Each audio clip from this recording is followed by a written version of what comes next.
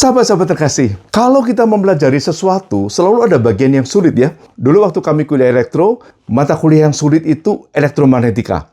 Teman-teman menjulukinya ilmu sesat begitu. Nah, kalau Alkitab, bagian yang sulit adalah ayat-ayat kekerasan di dalam Perjanjian Lama. Kita mungkin pernah mempertanyakannya, orang tua kita pernah mempertanyakannya, dan kemungkinan anak-anak kita juga akan mempertanyakannya. Bahkan orang lain di luar kekristenan, termasuk seorang YouTuber Guru Gembul, juga ikut mempertanyakannya. Kita mungkin bertanya-tanya ya, ngapain seorang Guru Gembul ikutan membahas Alkitab? Tapi it's okay lah. Ini adalah zaman internet, zaman keterbukaan. Kita fokus saja pada pokok masalahnya. Video ini akan mencoba mengajak kita untuk melihat permasalahan yang selalu menjadi pertanyaan, bahkan sejak dari zaman bapak-bapak gereja di gereja mula-mula.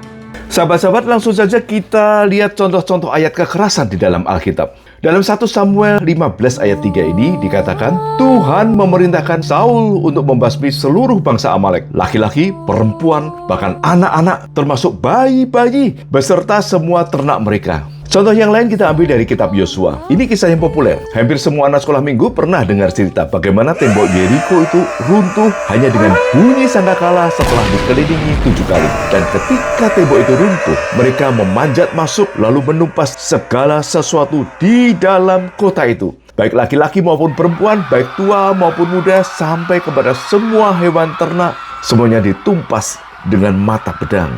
Bagian ini mungkin tidak ada ya dalam cerita sekolah minggu. Perintah basmi habis, bahasa Ibrani, memakai kata herem ini, totalnya ada sekitar 40 ayat. Muncul dalam kitab Taurat, yaitu Ulangan dan Bilangan, Yosua, Hakim-Hakim, 1 Samuel, dan beberapa kitab nabi-nabi. Anda bisa pause videonya untuk mencatat atau di Google saja. Ayat-ayat herem nanti akan keluar. Tidak semua ayat kekerasan memerintahkan tumpas tuntas atau basmi habis. Perintah di Ulangan 20 ayat 10 sampai dengan 15 berbeda. Dan ini berlaku untuk kota-kota yang jauh, bukan kota-kota Kanaan. Di sini Tuhan memerintahkan bangsa Israel untuk menawarkan perdamaian terlebih dahulu. Tampaknya menarik, meskipun setelah kita lihat sebetulnya tidak terlalu menarik juga, karena syarat damainya adalah kota itu harus mau menjadi hamba orang Israel dan melakukan kerja paksa. Kalau mereka tidak mau menerima tawaran perdamaian seperti itu, maka jalannya adalah perang. Hanya saja tidak semua penduduk kota itu ditumpas, melainkan cuma laki-lakinya saja dibunuh. Sedangkan perempuan, anak-anak, hewan, dan harta benda dijarah oleh bangsa Israel dan boleh dipergunakan. Sekadar catatan, dipergunakan di sini untuk wanita yang dijadikan hamba atau budak bukan berarti boleh digauli begitu saja. Talmud misalnya dalam Kidusin 22b yang mengambil prinsip dari Alkitab, menegaskan bahwa budak tidak menjadi objek seksual. Hubungan seks yang sah hanya diperbolehkan dalam kidusin atau pernikahan.